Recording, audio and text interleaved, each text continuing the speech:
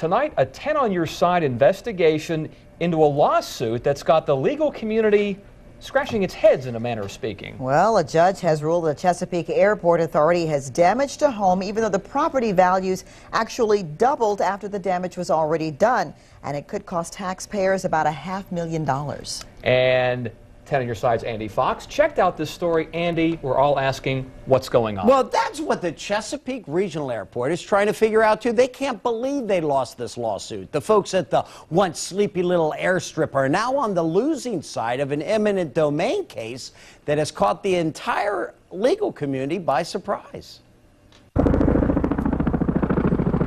Is it a crime thing? No. Is it an anger thing? No. That thing is increased air traffic into the Chesapeake Regional Airport over the homes of these residents living in West Landing Estates. It's just a pain in the thing.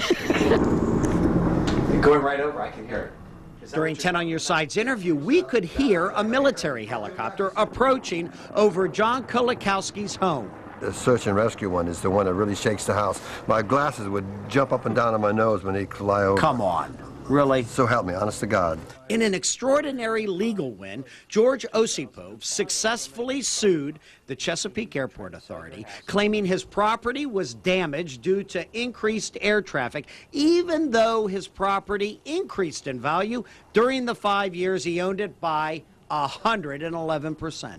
And Chesapeake Circuit Court Judge Randall Smith agreed with Osipov. The Osipovs have suffered injury to their property in the nature of noise and vibration. So there he goes again. Remember that helicopter flying over? Well, it's back 5 minutes later. And when they're over this neighborhood, they're at 400 feet and below on the ILS approach.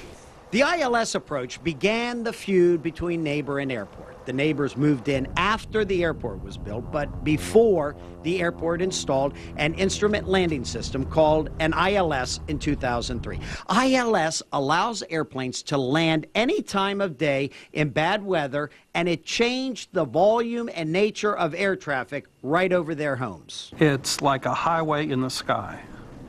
24/7, these planes are coming over.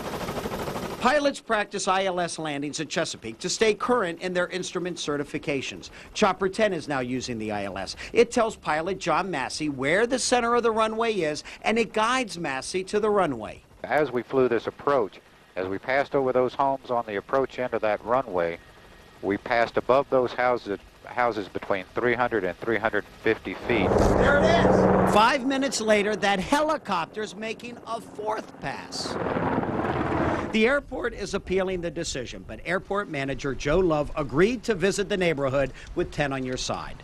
In the distance, I hear an airplane, very, very faintly. I hear traffic over on Route 17. I hear the wind. That's what I hear.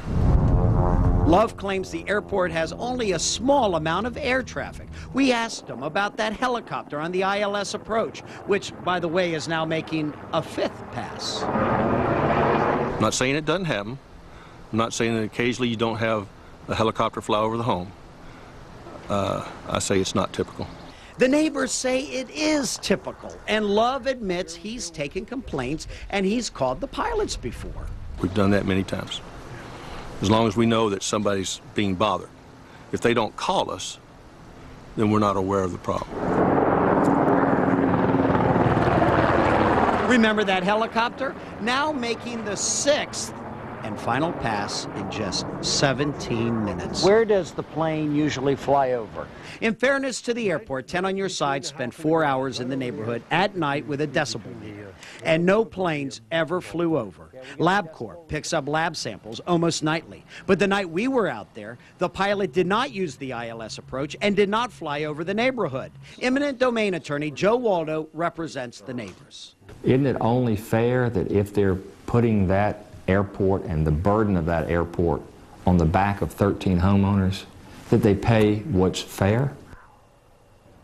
Well, what's fair, Waldo says maybe $50,000 in damages for lost home value for each of the 13 neighbors involved in the legal fight. $650,000 for air rights over their homes, and who's going to pay for it? That's right, Chesapeake taxpayers. The airport authority plans to appeal to the state Supreme Court. We'll keep you updated on this. I'm Andy Fox, 10 on your side.